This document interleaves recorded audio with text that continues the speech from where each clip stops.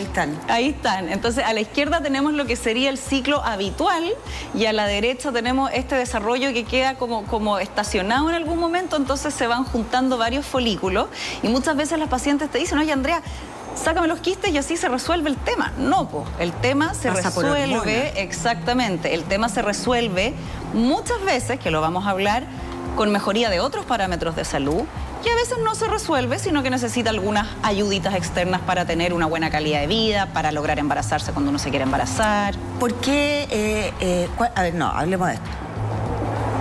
¿Cuáles son los síntomas? Dijiste, pelo, salía más pelo de lo normal, ¿cierto? ¿Cuáles son los síntomas de esta enfermedad del ovario poliquístico? Ya, los síntomas principales, síntomas o signos. Nosotros en medicina hablamos de síntomas cuando es algo que el paciente o la paciente siente, y signo cuando es algo que nosotros somos capaces de ver o de rescatar durante nuestra evaluación. Los principales, que son además los criterios diagnósticos, son el desorden menstrual, el aumento de estos síntomas. Cuando se habla, perdona, de desorden menstrual, estamos hablando de semanas que se desordenó, porque yo me imagino que debe ser normal. O yo me acuerdo que pucha, se demora un poco más de día, un poco menos. Estamos hablando de semanas, o sea, todos los meses tienen un día. Mira, el ciclo menstrual normal, primero que nada, estando sin anticonceptivos hormonales, y segundo que nada, cuando a uno la menstruación, la primera menstruación ya le llegó hace más de 4 o 5 años, el ritmo menstrual debiera ir que la regla nos llegue cada no menos de 24 días y cada no más de 38. Si yo tengo ciclos de 32, 30, 28, eso todavía se considera un pequeño desorden dentro de un rango normal. Pero tú tienes pacientes que te dicen, me llega a veces cada 2 semanas, a veces no me llegan 3 meses, después me llega 1 mes y medio después. Ese es un desorden que ya va más allá del ciclo esperable. Entonces, ese es un desorden menstrual en una mujer que ya pasó la adolescencia o la está terminando, que nosotros lo consideramos significativo y por lo tanto se estudia. Ya, retomemos. Entonces, Andrea, era desorden menstrual. Aumento de vellosidad. Exacto, signos androgénicos en la piel, que sobre todo acné y aumento de vello. Ahora, también tiene que ser algo significativo, porque a los 14 años todos tienen una que otra espinilla. Pero cuando es un acné muy severo, muy rebelde, y cuando es un vello aumentado, médicamente aumentado, porque a mucha gente le puede molestar su vello porque, no sé, no quiere tener vello, pero no es significativo. Y también puede haber, por ejemplo, ya cuando es una cantidad más grande de hormonas, puede haber estos recesos, le llamamos recesos frontales, o sea, caída de pelo en las zonas que es habitual en que a hombres se les caiga pelo. Los recesos frontales, la que le llamamos las entradas, o en esta zona el pelo más ralo, esos son casos más severos. Ya, todo lo que me acabas de nombrar, yo creo que mucha gente o muchas chiquillas lo tienen, pero no consultan, como que, sí soy pelúa, mi regla me llega así súper desordenada, y me salieron entradas. Ponte tú, si tuvierais los 3 síntomas, por lo tanto, lo importante es hacer algún tipo de chequeo ginecológico después de la menstruación y durante la adolescencia o terminada la adolescencia. Sí, pasan 2 cosas bien importantes. Una es que como esto no es 100% hereditario, pero tiene algún grado de agregación familiar, muchas veces ese desorden está normalizado. Entonces la que tiene la regla desordenada, la mamá, las tías, la hermana le dicen, acá somos todas así, por ejemplo. Y no hay una consulta. O a veces pasa al revés, que alguien lee esto en internet y dice, yo tengo síndrome de ovario poliquístico, y ahí se queda. O se quedan con la opinión de un médico, de una médica que tal vez no es tan avesado en la materia. Entonces es muy importante consultar no solo frente a la sospecha, sino que empezar a tener los controles ginecológicos durante la adolescencia. Ahora, ¿qué te podría pasar? ¿Qué es lo peor que te puede pasar si tienes ovario poliquístico? ¿No puedes ser mamá, por ejemplo?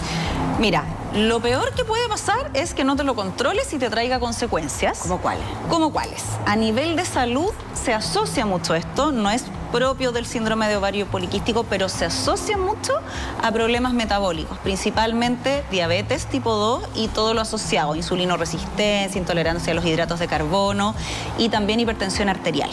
Ya hay ahí como una mayor probabilidad. Y las chilenas somos tendientes a tener esas patologías.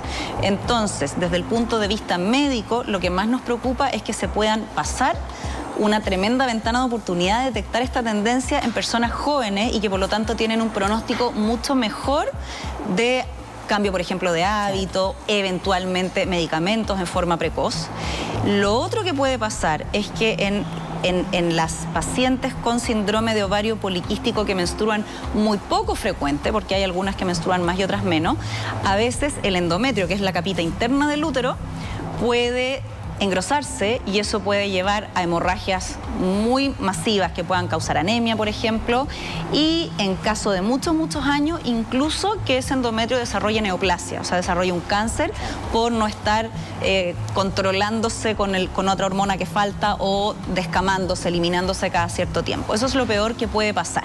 O sea, que es mito que podría quedar infértil una chiquilla. La gran mayoría de las mujeres con síndrome de ovario poliquístico ovula. Lo que pasa es que ovula de manera desordenada y eso, dependiendo cómo lo veas, puede facilitar embarazos no deseados. Claro. Y puede hacer que cuesten los embarazos deseados. Pero la gran mayoría se embaraza de manera espontánea. Pero espérate, tú me hablaste, me mostraste ahí un dibujo que salen como los óvulos alrededor del ovario. Sí. ¿Y podría ser que tuviese un embarazo múltiple?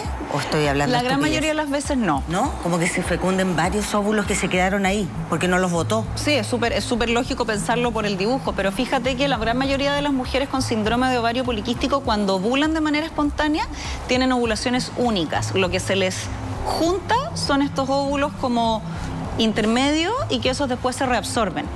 Pero las mujeres con ovario poliquístico que sí requieren un tratamiento de fertilidad, que son las menos, no piensen que todas tienen que ir a eso, son las menos, sí pueden tener más riesgo de algo que se llama síndrome de hiperestimulación ovárica, en que tú con poquitas drogas el ovario prende.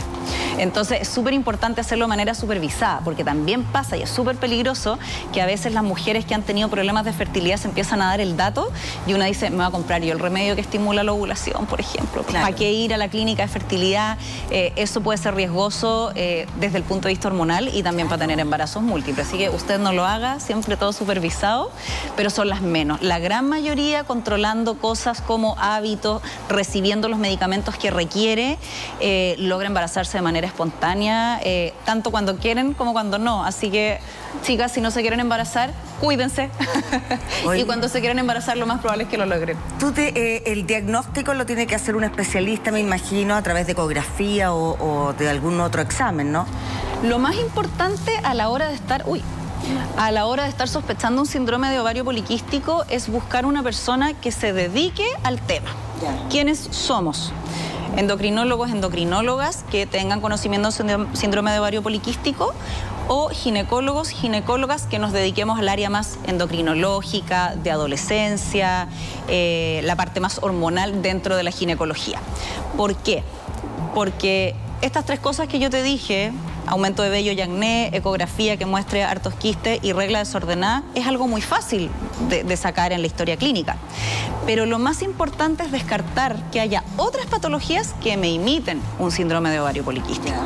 Y no todos los profesionales ni todas las profesionales tienen ese conocimiento para saber qué otras cosas hay que buscar en la historia, en el examen físico y en los exámenes. Esas son cosas ya bastante más específicas.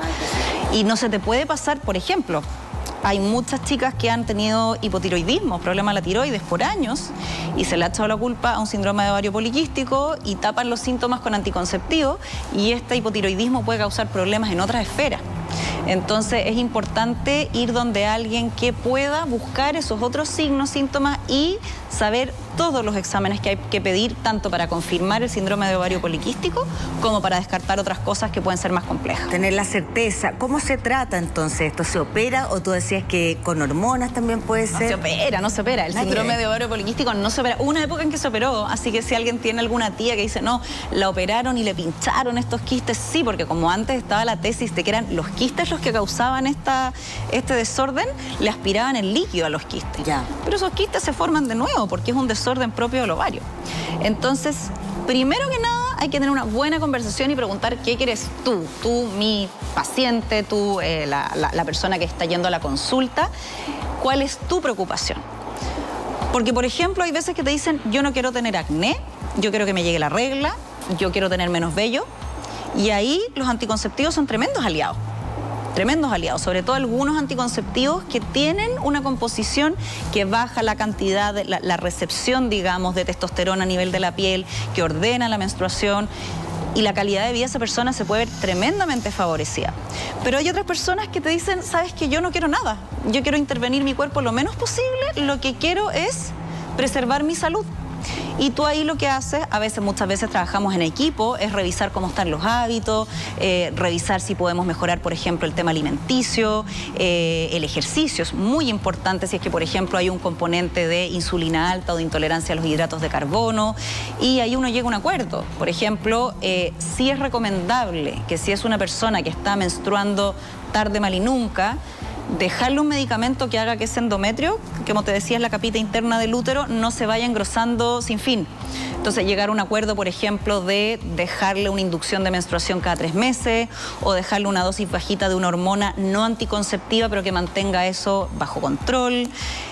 A veces hay suplementos que no son, están como en el filo del suplemento y el medicamento, que pueden ayudar a ciertos parámetros. De repente hay alguien que te dice, yo ahora quiero tener guagua. Entonces tú las has acompañado toda la adolescencia con el tema, por ejemplo, del acné, de las reglas, pero te dice, sabes que ahora ya han pasado, no sé, 10, 15 años y ahora quiere tener hijos. Entonces dejemos todo esto, optimicemos los hábitos, anotemos la regla para ver cómo estás menstruando y así podemos deducir cómo estás ovulando ahora, por decirte cualquier edad, ahora a los 30, si es que eso está muy desordenado o no hay embarazo después de X cantidad de tiempo, derivar a fertilidad para ver si va a necesitar una ayuda. Entonces, lo más importante es ver qué quiere la persona. Todavía uno lee en algunos libros de ginecología, si síndrome de ovario poliquístico, dejar anticonceptivo. Eso no es así. Es verdad que son tremendamente útiles para ciertos síntomas y ciertas molestias, pero ahí la que comanda tiene que ser la persona.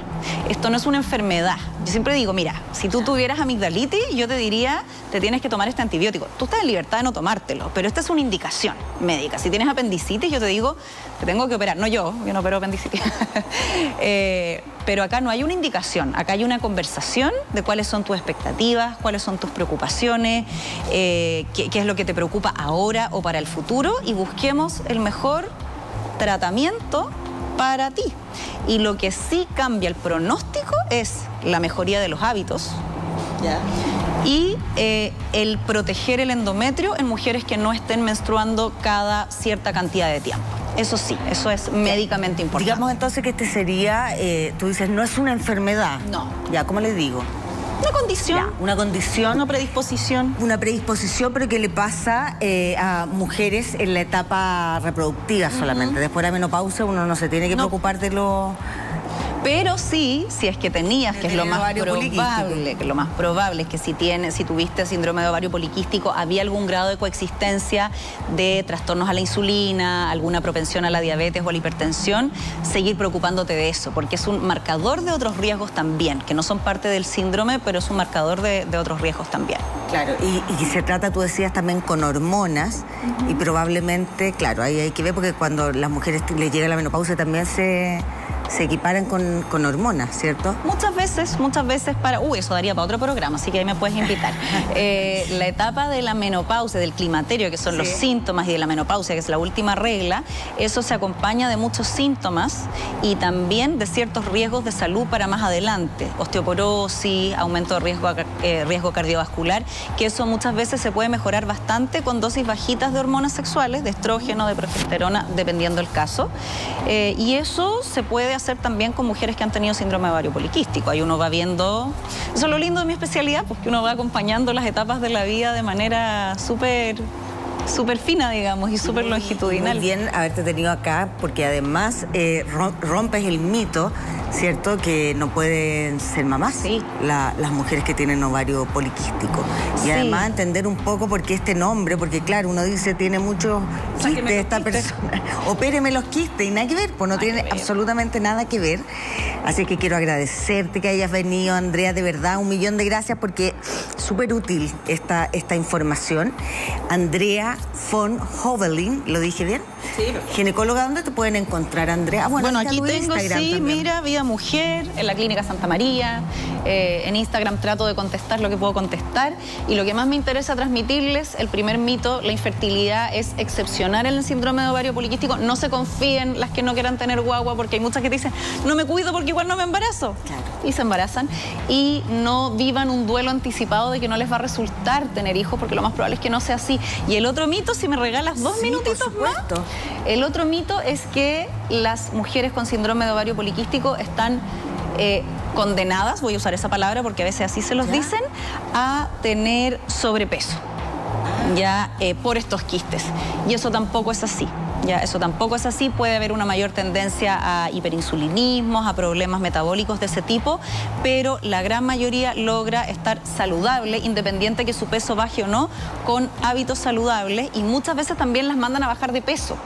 Y eso es muy complejo, porque bajar de peso a veces no está en las manos de uno, porque uno tiene el cuerpo que tiene, digamos, todos tenemos cuerpos distintos, y a veces se pone tanto el énfasis en bajar 3 kilos, en bajar 5 kilos a costa de lo que sea, que perjudicamos la salud. Lo que tenemos que hacer es revisar los hábitos alimentarios, asesorarnos y no tener la balanza en la cabeza, sino que el cuidado del cuerpo y el cariño por el cuerpo es parte fundamental también de ese cuidado. Andrea, súper importante el último punto, ¿eh?